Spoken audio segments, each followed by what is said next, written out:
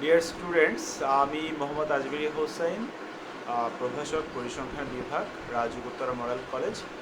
আজকে আবার চলে আসলাম তোমাদের সামনে। আমাদের যে নমুনায়ন অধ্যায়টা ছিল, সেই নমুনায়ন অধ্যায়ের গাণিতিক সমস্যাগুলিগুলো নিয়ে।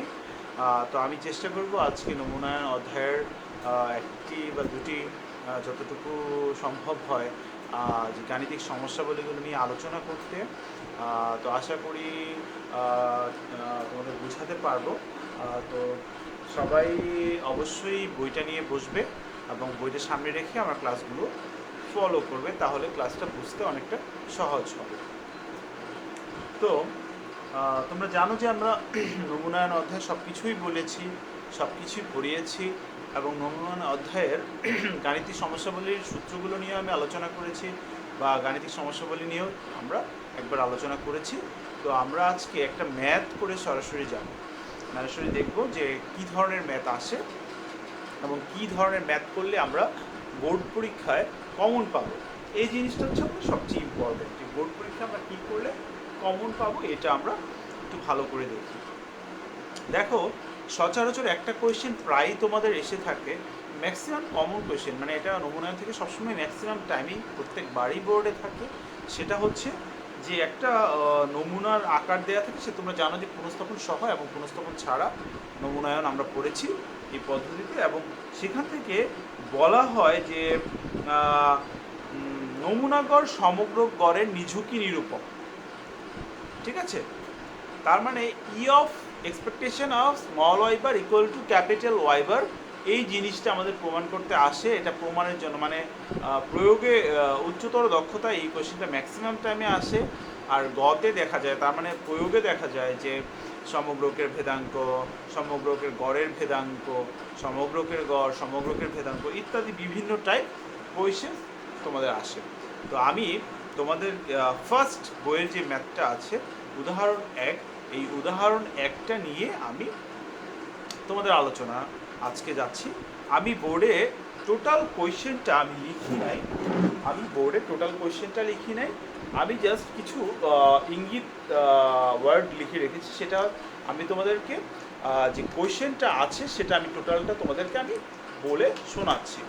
কোয়েশ্চেনটা হচ্ছে এরকম: পরিসংখ্যানের বাবুল স্যার বললেন যে 3, 4, 6, 8 এই তথ্য বিশ্ব হতে 3, 4, 6, 8, এটা হচ্ছে কি? তাহলে একটা তথ্য বিশ্ব দেওয়া আছে, তথ্য বিশ্বে, তার মানে তুমি যেটাই ধরো সেটা হচ্ছে ক্যাপিটাল হবে। তথ্য বিশ্ব হতে পুনঃস্থাপন না করে, তার মানে এই প্রক্রিয়াটা হচ্ছে পুনঃস্থাপন না করে প্রক্রিয়া। তার মানে একটা উপাদান তুমি একবার নেয়ার পরে সেই উপাদানটা আবার নিয়ে আসতে পারবে না, তার মানে একবার যেটা নিয়ে ফেলছো সেটা বাদ দিয়ে দিতে হবে। পুনঃস্থাপন না করে 2 আকার বিশিষ্ট সম্ভাব্য নমুনার নির্বাচন করলে, তার মানে এখানে নমুনাটা নির্বাচন করা হয়েছে 2 আকার বিশিষ্ট করলে নমুনাগড় সমগ্র গড়ের নিঝুঁকি নিরূপক। যে কোশ্চেনটা আমি একটু আগে বললাম যে নমুনাগড় সমগ্র গড়ের নিঝুঁকি নিরূপক, এই জিনিসটা প্রমাণ করতে বলেছে।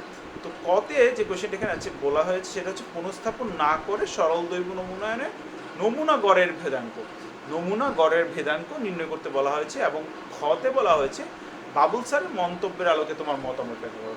দেখো, আমি তো ফার্স্টেই বলেছি যে প্রথমেই আসছে কি, নমুনাগড় সমগ্র গড়ের নিছুকি নিরূপক, এটা প্রমাণ করতে বলা হয়েছে। এরপরে হচ্ছে কি, এখানে আরেকটা বলা হয়েছে যে নমুনাগড়ের ভেদাঙ্ক নির্ণয় করতে। তো আমরা দুটো নিয়ে আলোচনা করব। প্রথমেই আমরা যে টপিকসগুলো আছে সেগুলো বোর্ড থেকে একটু দেখে নিই। দেখো, আমি তোমাদের ইন্ডিকেশন এখানে লিখে রেখেছি যে 3, 4, 6, 8, তার মানে কি এটা পুনঃস্থাপন না করে 2 আকার বিশিষ্ট, এই জিনিসগুলো আমাদের দরকার। তার মানে এখানে আমাদের এই যে 3, 4, 6, 8 এর যে জিনিসগুলো আছে, এটার মধ্যে আমাদের সমগ্রকের চলক যদি ওয়াই হয়, ধরে নিলাম সমগ্রকের চলকটা হচ্ছে ওয়াই, তাহলে যদি সমগ্রকের চলকটা আমরা ওয়াই ধরি, সমগ্রকের চলকটা যদি আমরা ওয়াই ধরি, তাহলে দেখো যে সমগ্রকের উপাদানগুলো কি কি ছিল, 3, 4, 6, 8। তাহলে তথ্য বিষয়টা আমরা লিখলাম যে এখানে লিখতে পারো যে আমি এখানে লিখি নাই, আমি যে তথ্যগুলো আছে এটা এইভাবে লিখবে যে এখানে ওয়াই যে 3, 4, 6, 8, আর তোমরা জানো ক্যাপিটাল এর ক্যাপিটাল এন রিপ্রেজেন্ট করে কি যে কয়টা নমুনা আছে, তার নমুনার আকার নির্ভর সম্পর্কে কয়টা উপাদান আছে সেটার আকার নির্ভর করে। তাহলে এখানে দেখো 4টা উপাদান, 3 4 6 8। আর এই যে এর স্মল এর এটা হচ্ছে নমুনার যে কয়টা করে নমুনাতে নিয়েছি সেটা আমাদের ইম্পর্টেন্ট। তার মানে আমি বলা হয়েছিলাম যে 2 আকার বিশিষ্ট নমুনা, তার মানে স্মল এন এর মান হচ্ছে 2। এখন আমাদের বের করতে বলা হয়েছে নমুনা গড়ের ভেদাঙ্ক। তো নমুনা গড়ের ভেদাঙ্ক বের করতে হলে প্রথমে যেটা লাগবে সেটা হচ্ছে তোমাদের সূত্রটা জানতে হবে যে নমুনা গড়ের ভেদাঙ্ক কিভাবে আমরা বের করব। তো আসো আমরা শুরু করি।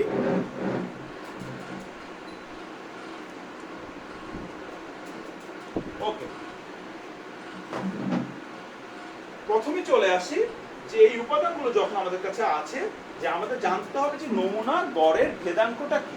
তো নমুনা গড়ের ভেদাঙ্ক আমি আর বাংলা কথাটা লিখলাম না, সরাসরি লিখলাম যে সুতরাং নমুনা গড়ের ভেদাঙ্ক হচ্ছে নমুনা গড়ের ভেদাঙ্ক, তার মানে নমুনার জন্য স্মল হয় তার ভেদাঙ্ক ভি অফ ওয়াই বার। সূত্রটা হচ্ছে ক্যাপিটাল এন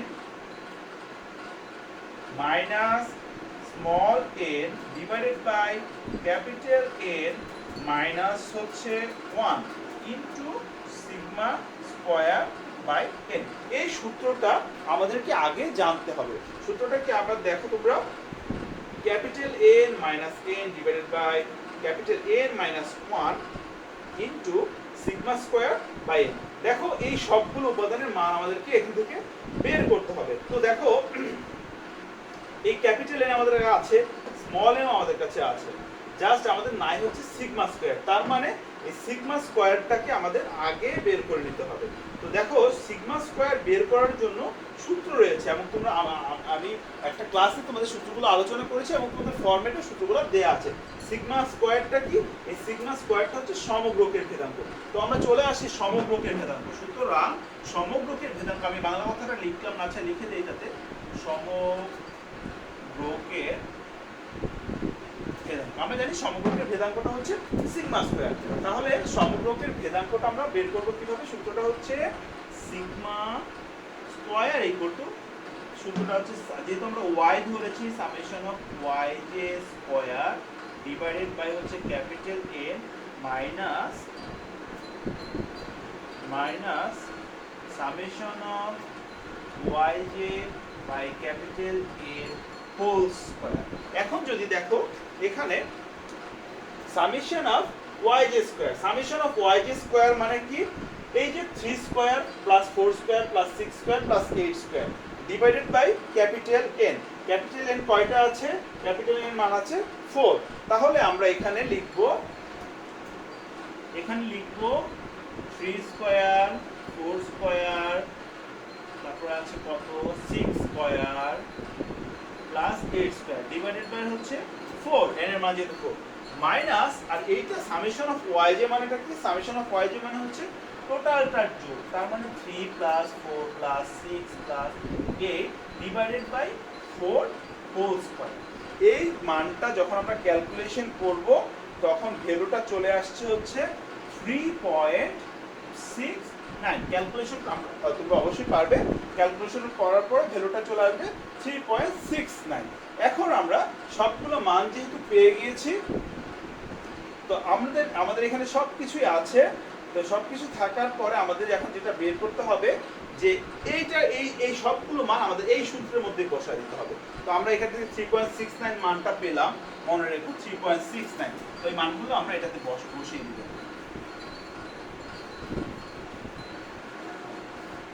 3.69 মানগুলো আমরা এখানে বসিয়ে দিব। জাস্ট আমরা বসালেই আমাদের আনসারটা পেয়ে যাব। আচ্ছা দেখো এখানে আমরা পেয়েছিলাম ক্যাপিটাল N এর মান পেয়েছিলাম কত? 4 মাইনাস হচ্ছে 2 ডিভাইডেড বাই 4 মাইনাস 1, এটা পেয়েছিলাম সিগমা স্কয়ারের মান 3.69 ডিভাইডেড বাই 2।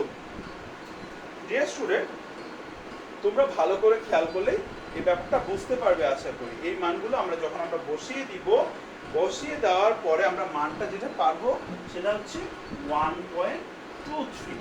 তাহলে আমরা ভি অফ ওয়াই বার, তার মানে হচ্ছে আমরা ভি অফ ওয়াই বার তার মানে আমরা পেলাম হচ্ছে নমুনা গড়ের ভেদাঙ্কের মান 1.23। কিন্তু আমাদের যেটা প্রমাণ করতে হবে যে এটা আমাদের 1.23 নমুনা গড়ের ভেদাঙ্ক আমাদের বের করতে বলা হয়েছে, তাহলে আনসারটা আমরা নমুনা গড়ের ভেদাঙ্ক হিসেবে 1.23 পেয়ে গেলাম। আশা করি এই ম্যাথটা খুব ভালো করে বুঝতে পেরেছো। আমি তোমাদের একটু স্পেস দিলাম, তোমরা একটু ভালো করে ম্যাথটা একটু দেখে নাও। তোমাদের বইয়ে যদিও আছে, তবুও তোমরা একটু ভালো করে ম্যাথটা দেখে নাও। সমগ্রকের ভেদাঙ্ক বের করার পরে আমাদের যেটা বের করতে হবে সেটা হচ্ছে যে মন্তব্যটা যাচাই করতে হবে। আর মন্তব্যের মধ্যে আমাদের কি ছিল? মন্তব্যের মধ্যে ছিল যে নমুনা গড় সমগ্র গড়ের নিঝুঁকি নিরূপক, এটা প্রমাণ করতে হবে। তার মানে কি প্রমাণ করতে হবে সেটার জন্য আমরা চলে আসি খতে। খতে চলে আসি।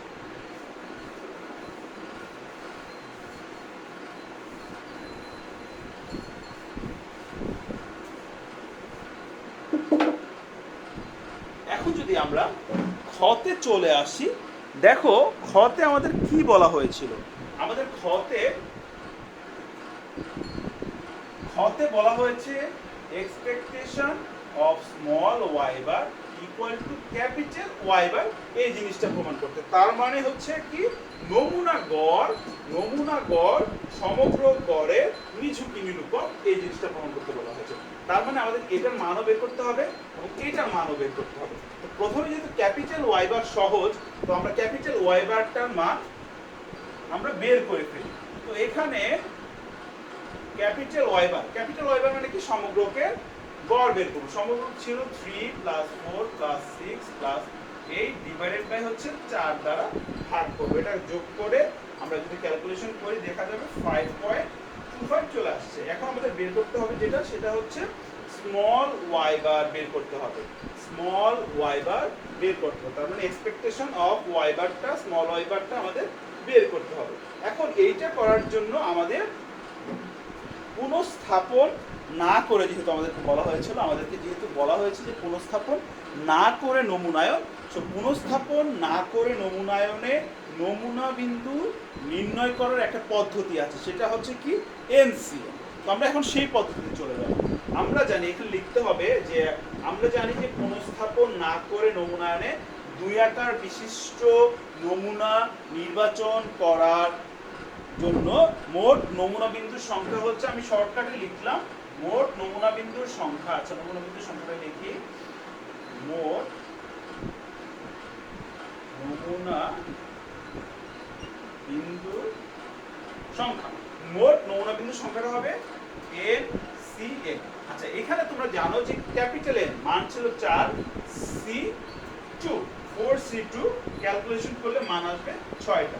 তার মানে এই যে যদি নির্বাচিত নমুনার গড়গুলো যদি y1 থেকে শুরু হয়, তাহলে y1 y2 y6 বার এই পর্যন্ত, y1 বার থেকে শুরু হয় তাহলে y6 বার পর্যন্ত হবে।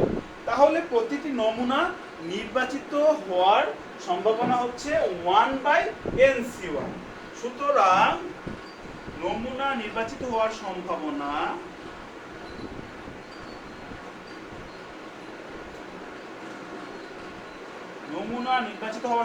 হচ্ছে 1/NCN, তার মানে 1/6। তার মানে নমুনা নির্বাচিত হওয়ার সম্ভাবনা হচ্ছে 1/6। তাহলে নমুনা নির্বাচিত হওয়ার সম্ভাবনা 1/6 মানে কি? সুতরাং Q of y I bar equal two 1/6। আমরা এটা পেয়ে গেলাম। এখন আমাদের বের করতে হবে এক্সপেকটেশন অফ y বারের মান। সেটার জন্য আমাদের একটা ছক অঙ্কন করতে হবে। ওকে, আমি মুছে দিলাম এই অংশটুকু।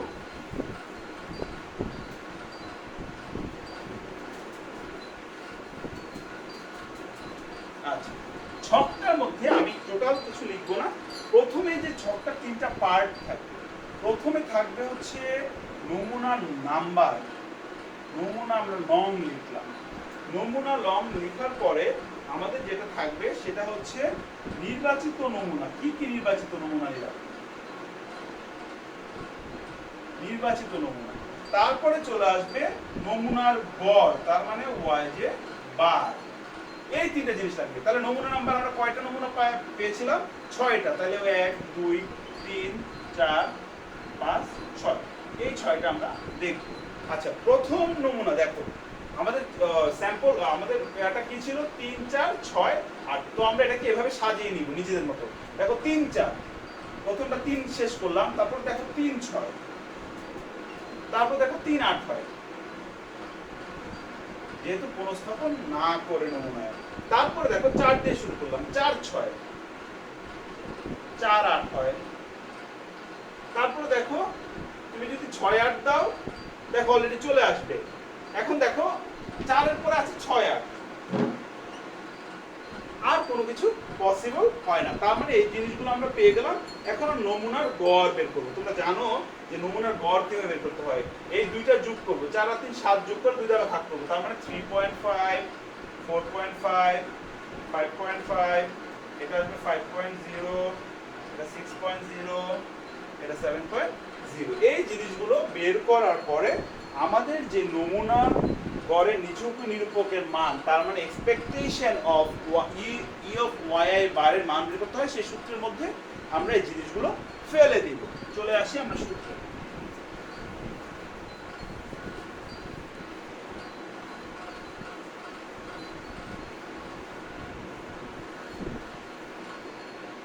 সূত্রে চলে আসি। সূত্রটা হচ্ছে যে E of Y bar equal to, সূত্র হচ্ছে summation of Y P of Y.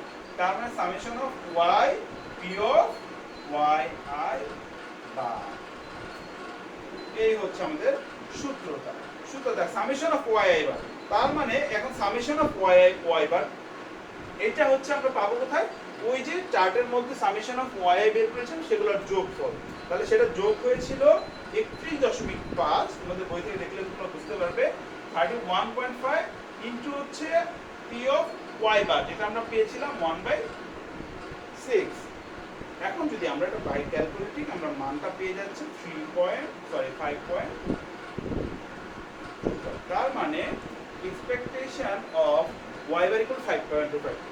Deer students, তোমরা যদি খুব খেয়াল করে থাকো তাহলে দেখবে যে আমাদের ক্যাপিটাল ওয়াই বারের মানও আমরা পেয়েছিলাম, ক্যাপিটাল ওয়াই বারের মানও আমরা পেয়েছিলাম 5.25। সুতরাং এই দুটো থেকে লেখা যায় E of Y bar equal to capital Y bar. তার মানে সমগ্রকের গড় কি, নমুনা গড় সমগ্র গড়ের নিছুকি নিরূপক। তার মানে নমুনা গড় সমগ্র গড়ের নিছুকি নিরূপক। এই ছিল আজকের আমাদের এই টপিকস। এই যে একটু দেখে নাও তোমরা লাস্টবারের মতো। তো এই ছিল আজকে আমাদের মতো এখানে আমাদের টপিকস। এই ধরনের ম্যাথগুলো তোমাদের বেশিরভাগ এসে থাকে, সবাই ভালো করে দেখবে। আশা করি এটা আমরা পুনঃস্থাপন না করে শিখালাম, পুনঃস্থাপন সহকারে আসতে পারে। পুনঃস্থাপন সহকারে আসার জন্য ম্যাথটা একটু বড় হয়। নমুনা গড়ের ভেদাঙ্ক দেখালাম, সমগ্র গড়ের ভেদাঙ্ক আসতে পারে, বিভিন্ন জিনিস আসতে পারে। সবগুলো ভালো করে খেয়াল করলে তোমরা আশা করি খুব ভালো করে ম্যাথগুলো পেরে যাবে। সবাই ভালো থাকো। আজকের মতো ক্লাসটা এখানে শেষ করছি। আল্লাহ হাফেজ।